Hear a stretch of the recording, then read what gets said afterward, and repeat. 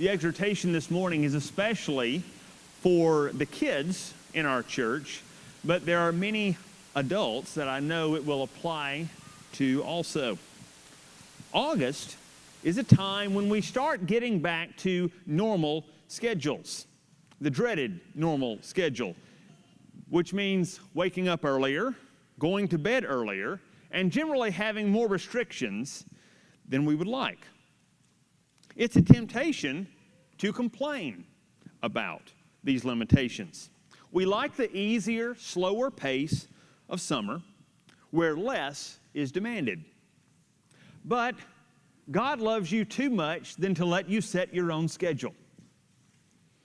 You may have a garden hose. Kids especially, y'all know you have garden hoses, right?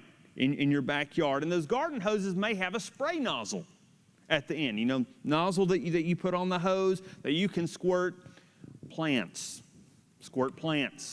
and trees and stuff like that all the time. Well, what gives that nozzle the ability to spray the water so far? It's because the water is channeled. It has a small hole that it goes through, and the water pressure forces that water through that small hole, and it can go further. If you restrict the water enough, it'll be even more powerful. You get a lot more work out of that than you do if you just have the regular garden hose. Our strength is like water. Unless you have something to channel it, it's going to go everywhere. And it has no strength behind it. God instructs your parents, kids, to put limitations on you so that you can use your strength in the right direction.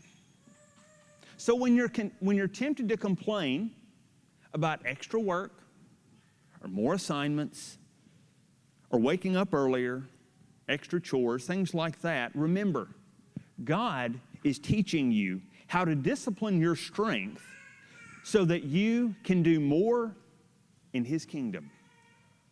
And I'll tell you, it never stops. He continues to do this as you get older. So if you can learn the lesson now, it'll be even easier to get a hold of when you get older.